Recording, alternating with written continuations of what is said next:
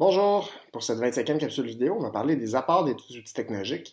Donc, dans plusieurs capsules, on a déjà eu recours à des outils et on va essayer de faire ressortir quels sont leurs apports. Donc, c'est en lien, dans le fond, avec un des objectifs du cours, qui est d'appuyer toute connaissance mathématique sur l'utilisation de différents instruments, dans ce cas-ci les outils technologiques, en exerçant un jugement critique.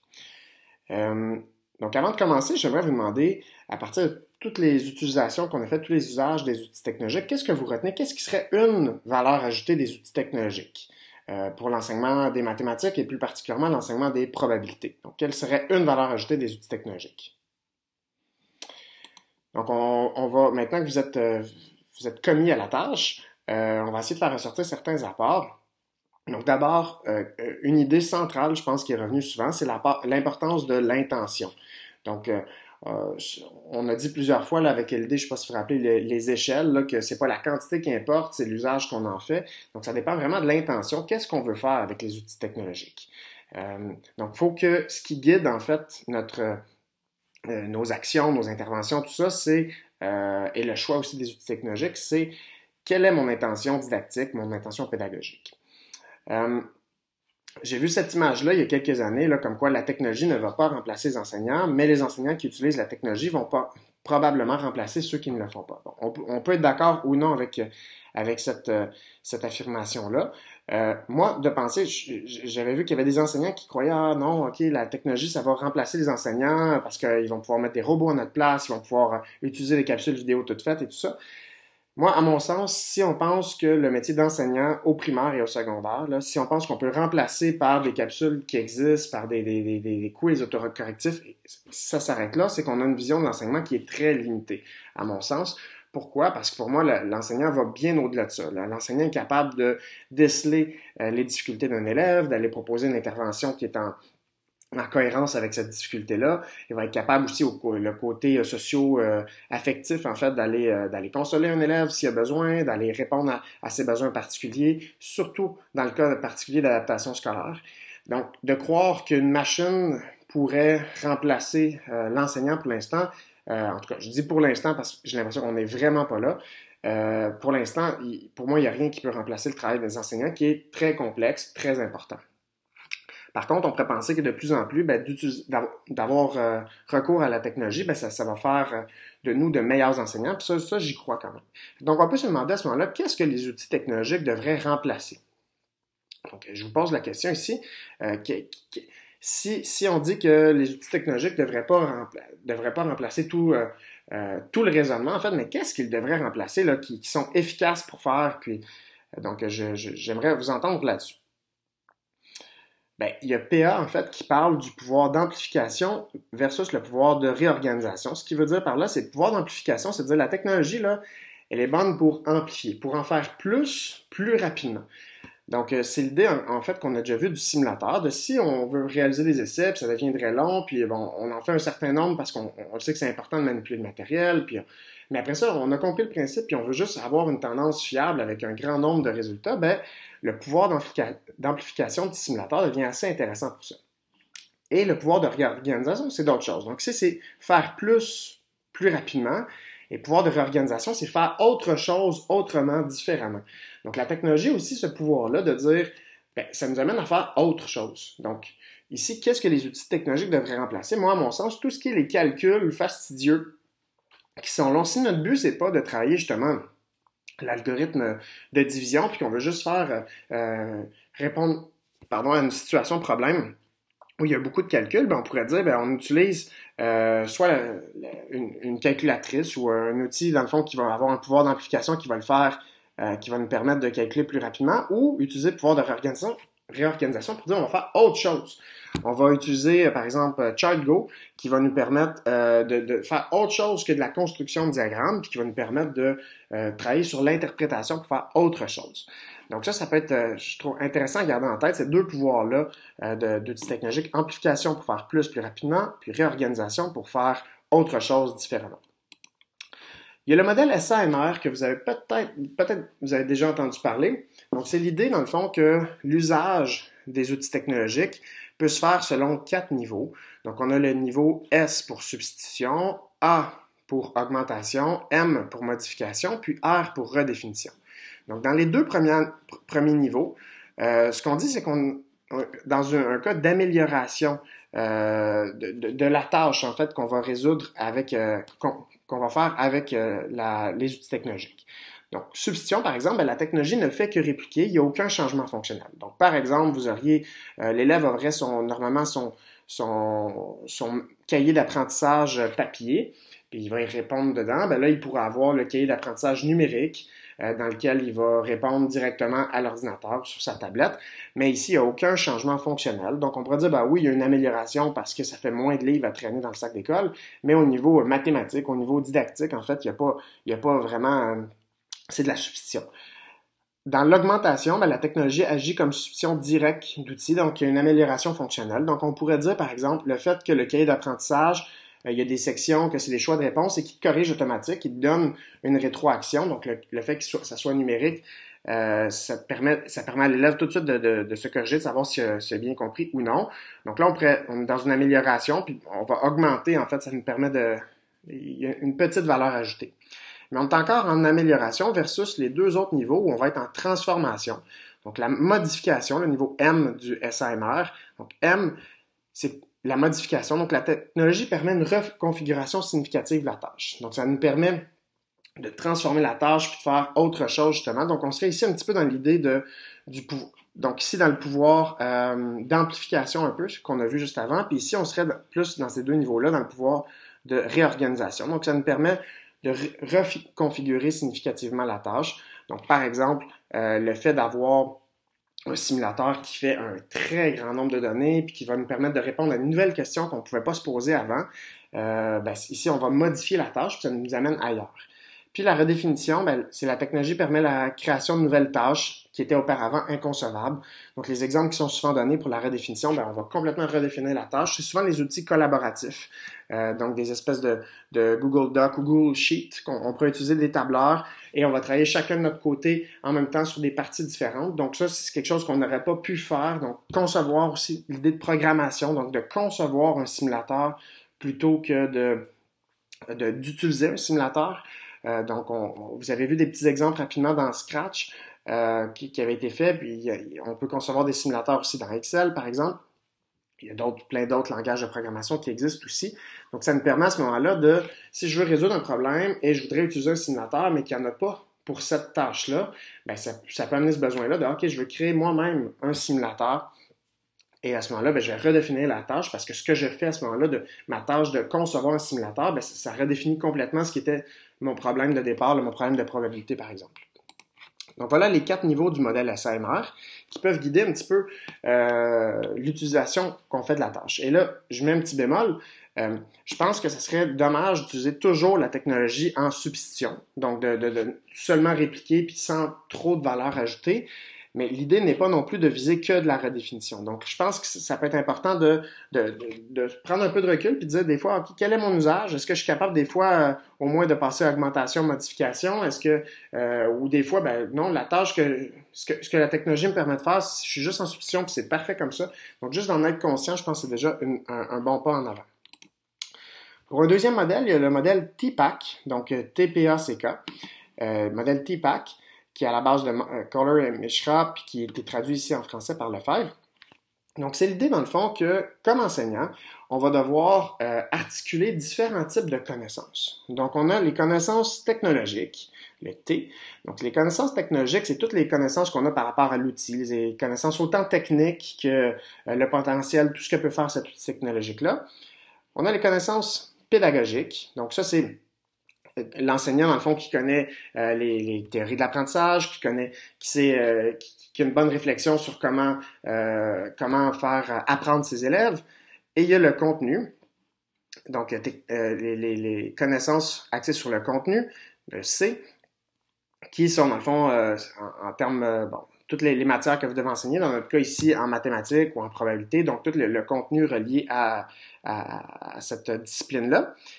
Puis c'est l'idée, dans le fond, qu'un enseignant qui n'aurait que des connaissances technologiques ou que des connaissances pédagogiques ou que des connaissances du contenu, c'est pas suffisant. Donc, c'est l'idée que pour être compétent, dans le fond, l'enseignant doit être ici à l'intersection, doit avoir à la fois des connaissances technologiques, pédagogiques et contenu.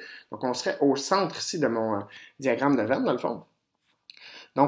Et là, donc, on aurait des connaissances technopédagogiques axées sur le contenu à ce moment-là, qui nous permettraient vraiment d'articuler, dans le fond, ces trois dimensions-là qui sont jugées importantes par ces auteurs-là.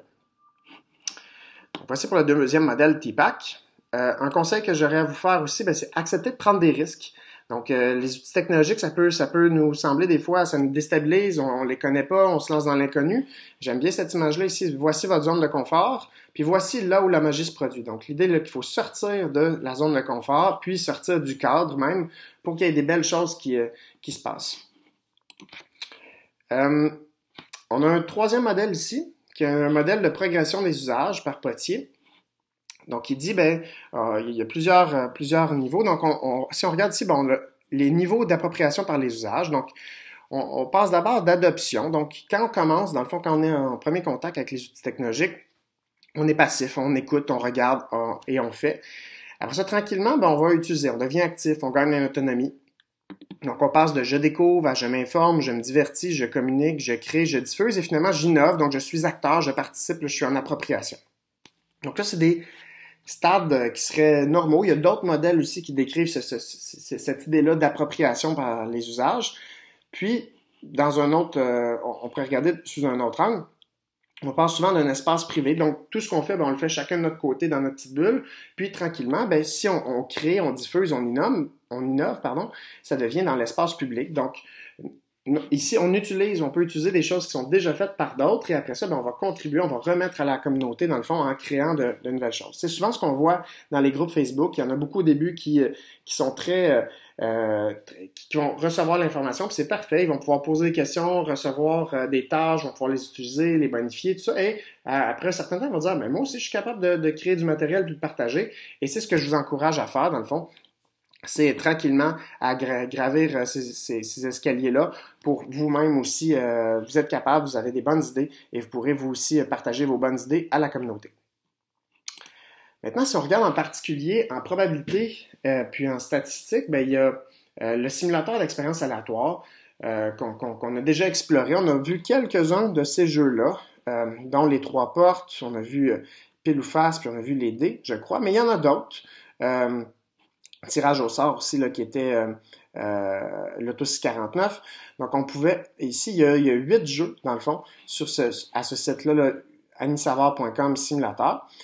Donc, c'est pas parfait. Si on fouille dans ces simulateurs-là, on est capable de trouver certaines erreurs, mais je pense que c'est intéressant. Il y a 8 jeux différents. Certains, il faut le dire, sont plus appropriés que d'autres pour le primaire. Donc, le blackjack et la roulette amènent peut-être plus à jouer, sont un peu plus difficiles à comprendre sur le plan probabiliste.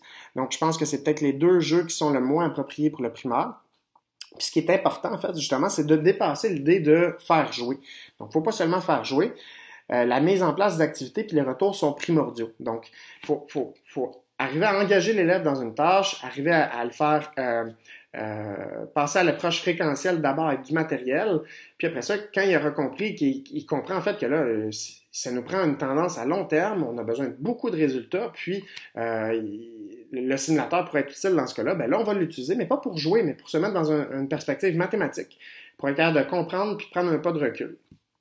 Donc, on ne veut pas, dans le fond, favoriser l'élève à jouer, à participer à des jeux de hasard, là, nécessairement. Surtout pas des jeux de hasard et d'argent, là, dans l'idée de préparer les jeunes à aller jouer au casino. C'est pas ce qu'on veut. Donc, ce qui est important, c'est la façon de gérer les activités. Le simulateur, il ne va pas enseigner à votre place. Donc, le simulateur, il y a un certain pouvoir d'amplification qu'on a vu, un pouvoir de réorganisation aussi selon ce qu'on veut soit faire, mais il ne va pas enseigner à votre place. Donc, la mise en place, comme j'avais dit, et les retours sont super importants dans le fond. On avait déjà vu ensemble les étapes d'une activité avec l'approche expérimentale ou l'approche fréquentielle plutôt là qu'on appelait. Puis des éléments à considérer. Si vous voulez en savoir davantage, là, vous pourrez, je pourrais vous mettre en lien dans le fond avec un des textes que j'avais écrit il y a quelques années, avec quelques conseils en lien avec des éléments à considérer. Ensuite, maintenant qu'on a vu que le simulateur peut être bien utile, je pense que j'ai pas eu trop à vous convaincre, je pense que vous avez vu que le simulateur peut être bien utile. Il y a Excel aussi, qu'on a un peu vu, mais pas en détail, qui peut être bien utile en probabilité et en statistique aussi. Particulièrement en statistique, parce qu'on a plus parlé en probabilité. On pourrait choisir une question d'enquête, puis on pourrait, avec Excel, inventer une distribution de données ou aller recueillir des données dans le fond nous-mêmes ou aller chercher des données sur Internet.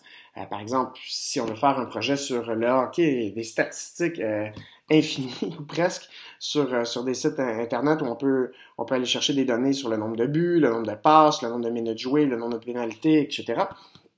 Donc, on peut aller chercher comme ça des données, on peut les compiler dans Excel, on peut construire un diagramme approprié pour représenter les données. Si possible, on pourrait avoir recours aux mesures de tendance centrale, aux mesures de dispersion. Donc, on a vu mesure de tendance centrale moyenne, mode et médiane. Mesure de dispersion, on a vu l'étendue. Puis, on pourrait aller interpréter les résultats. Tout ça pourrait se faire dans Excel. Donc, on a vu qu'avec ChartGo, la différence avec ChartGo, ChartGo est beaucoup plus simple. Il nous permet vraiment rapidement qu'on a des données de les représenter facilement et de passer d'un mode d'un type de diagramme à un autre. Par contre, beaucoup plus limité, on peut faire beaucoup moins il y a beaucoup moins de possibilités en fait que sur Excel, qui est un peu plus complexe. Puis, il y a l'idée sur Excel qu'on peut créer un simulateur. Donc là, ici, je vais aller vous montrer en fait. Je vous ai déjà montré avec le problème des anniversaires qu'on pouvait utiliser Excel pour générer dans le fond des anniversaires et vérifier dans le fond s'il y a des dates de fête qui sont les mêmes. Je vais aller vous en montrer un autre maintenant avec le dé à 4 faces. Donc voici un simulateur que j'ai préparé dans le fond dans Excel qui permet de faire, on connaît bien maintenant le lancer de 2 dés réguliers à 6 faces. Puis on pourrait vouloir varier dans le fond avec 2 dés à 4 faces. On a vu dans le fond avec du matériel atypique, on peut utiliser différents types de dés. Puis on pourrait le faire d'abord avec des dés à 4 faces puis s'intéresser à la somme. Déjà, ça va faire un petit peu différent. On va être capable peut-être de réinvestir ce qu'on aurait vu par rapport aux dés réguliers. Et là, ce qu'on peut faire, c'est d'abord le faire de façon avec l'approche fréquentielle, d'expérimenter, de réaliser des essais. Puis après ça, on pourrait utiliser un simulateur comme celui-ci. Donc, il est déposé sur Moodle. Vous pourrez aller le voir. Donc, je peux d'abord dire, moi, je veux 10 lancers. Là. Vous voyez ce qui va se passer quand je vais cliquer sur le bouton « Lancer les dés ». Donc, quand je fais lancer sur les dés, vous voyez ici que ça s'actualise. Donc, ici, on a pour les 10 lancés, résultat du premier dé, donc des résultats de 1 à 4, parce que ce sont des dés à 4 faces. Résultat du deuxième dé, encore des résultats de 1 à 4. Et il nous calcule automatiquement la somme. Donc, tout ça se fait assez simplement, en fait, en allant ici, j'ai un programme qui nous dit choisis-moi à chaque fois un nombre aléatoire de 1 à 4, je vais le placer ici, un nombre aléatoire de 1 à 4, et ici, calcule-moi la somme des deux nombres qui sont à sa gauche. Et là, à chaque fois, il va ici actualiser, faire 10 nouveaux lancers. Qu'est-ce qu'on peut remarquer ici? J'ai fait ici en rouge l'effectif théorique. Donc, ce que je lui ai dit, dans le fond, c'est, voici les probabilités d'avoir une somme de 2. Donc, ramène-moi ça sur 10 lancers. Donc, combien je devrais avoir normalement en 10 lancers de 2 dés à 4 faces? Combien je devrais avoir pour une somme de 2? Je devrais en avoir 0,63. C'est un effectif qui est théorique, donc c'est une probabilité. On n'aura jamais exactement 0,63 lancés, donc c'est ce qu'on devrait avoir normalement. Et celle qui revient le plus souvent, on peut voir, c'est la somme de 5, c'est celle qui est au milieu. C'est le dé un petit peu comme les dés à 6 faces, c'est la somme de 7 qui est au milieu, c'est celle qui arrive le plus souvent. Si c'est le même principe, on peut avoir des sommes de 2 à 8, et celle qui est au milieu, c'est la somme de 5, celle qui va arriver le plus souvent sur le plan théorique. Mais comme on peut voir ici, ce qu'on a pu observer dans nos résultats, c'est pas la somme de 5 qui est arrivée le plus souvent. Elle est arrivée une fois. Elle aurait dû arriver normalement en théorie 2,5 fois. Et ce qui n'arrivera pas sur le plan pratique d'avoir 2,5 fois. Mais on a remarqué qu'ici, c'est la somme de 4 puis la somme de 6 qui sont arrivées plus souvent. Puis on l'a ici sous forme de diagramme. Donc, qu'est-ce qu'on peut remarquer? C'est qu'on a ici la différence en rouge, ce qu'on devrait avoir théoriquement pour une somme de 4 et ce qu'on devrait avoir, ce qu'on a eu en réalité avec nos 10 essais. Donc, on l'a eu 3 fois. Donc là, et si je fais lancer les dés, automatiquement, ça se réactualise. Et là, qu'est-ce qu'on peut remarquer? C'est que justement, l'effectif théorique et l'effectif observé, c'est pas nécessairement très près d'un... Donc là, c'est l'idée, dans le fond, que plus on va avoir d'essais, plus ça devrait se rapprocher normalement. C'est ça la loi des grands nombres. Donc, si on le fait pour 100 lancers, je clique sur lancer les dés. Donc, ici, il va aller me faire ici, là, au complet, plus bas, je ne descendrai pas, mais il va faire 100 lancers de dés. Il me calcule automatiquement ici mon effectif théorique. Donc, normalement, je devrais avoir sur mes 100 lancers, je devrais en avoir 25 qui sont une somme de 5. En fait, j'en ai eu 21 dans mes lancers ici qui va compter. Il y a 21 fois que j'ai eu une somme de 5 et il va aller représenter ici. Et là, si je le fais souvent, déjà, je vois que c'est un petit peu plus près. L'écart entre rouge et vert ici est plus près que tantôt pour une somme de 10, un échantillon de 10 lancés. Et si je le faisais pour 1000, qu'est-ce qu'on peut prévoir? Ben, c'est que la tendance va être plus fiable à long terme. Donc, pour 1000 lancers de dés, ça prend 2 secondes. Et je peux voir aussi que c'est assez près, dans le fond, mon effectif théorique, qui est ma probabilité, versus mon effectif observé, qui est ma fréquence, sont assez près. Et si je refais encore 1000 fois, et je le refais encore 1000 fois, donc, je peux observer ici que ça se rapproche quand même pas mal. À chaque fois, dans le fond, à chaque fois que je fais lancer les dés, ça efface ce qu'il y avait avant, puis ça fait 1000 nouveaux lancers dans ce cas-ci. Et là, je trouve ça quand même assez intéressant. Ça demande un certain nombre d'habiletés techniques, technologiques, en fait, pour programmer ce genre de simulateur-là. Mais pour l'utiliser, vous, de votre côté, je pense que là, vous pouvez l'utiliser et ça peut être assez intéressant. Donc, on peut voir dans le fond qu'Excel peut être quand même assez utile en probabilité, en statistique aussi. Donc, je pense que ça demeure un bel outil qui demande un petit peu quand même d'aptitude quand on n'est pas habitué de l'utiliser, mais qui peut devenir intéressante, même avec les élèves, leur faire utiliser aussi éventuellement, surtout s'ils sont un peu plus vieux, là, disons en 5e, 6e année. Donc là, si on fait un bref bilan des explorations, à chaque semaine, je vous ai demandé d'explorer les outils technologiques. Il y en a que par la bande, vous avez exploré parce que on utilise Edpuzzle dans le cours, par exemple. Donc, voici les outils qu'on a explorés jusqu'à présent, que vous avez utilisés. Donc, Edpuzzle, NetMath, AlloProf, Simulator, plusieurs simulateurs, Google Formula, ChartGo, les capsules vidéo, Learning Apps, Excel, Pyromat, puis quelques autres ressources du jour aussi avec des capsules vidéo, par exemple, ou d'autres outils. Et l'exploration se poursuit, donc on va continuer jusqu'à la fin de la session à faire des explorations comme ça. L'idée, c'est d'avoir le plus possible votre coffre à outils. Certains outils sont plus pertinents que d'autres, certains sont pertinents dans certains cas et moins dans d'autres. Donc, encore une fois, c'est l'intention didactique qui devrait guider le tout. Donc, je vous invite, dans le fond, à faire ressortir par une synthèse qu'est-ce que vous retenez. Puis moi, de mon côté, je pense qu'on a pu rappeler, je l'ai dit quelques fois, que c'est l'intention pédagogique et didactique qui importe davantage, puis qui devrait guider nos choix, nos actions, nos interventions dans l'enseignement. On a pu réfléchir à des usages possibles à l'aide de 3 modèles, le modèle SAMR, le modèle TPAC, puis le modèle d'appropriation des usages aussi. On a pu analyser les apports d'un simulateur, puis d'Excel aussi dans différents cas, surtout en probabilité et en statistique. Et on a pu dresser un bref bilan là, des explorations qu'on a fait jusqu'à présent. Donc voilà, j'espère que ça fait ressortir un peu mieux les différents apports des outils technologiques. Puis je vous invite à toujours être critique par rapport à ces outils-là, qui ne sont pas parfaits, mais qui peuvent répondre à un besoin selon l'usage qu'on va en faire. Merci.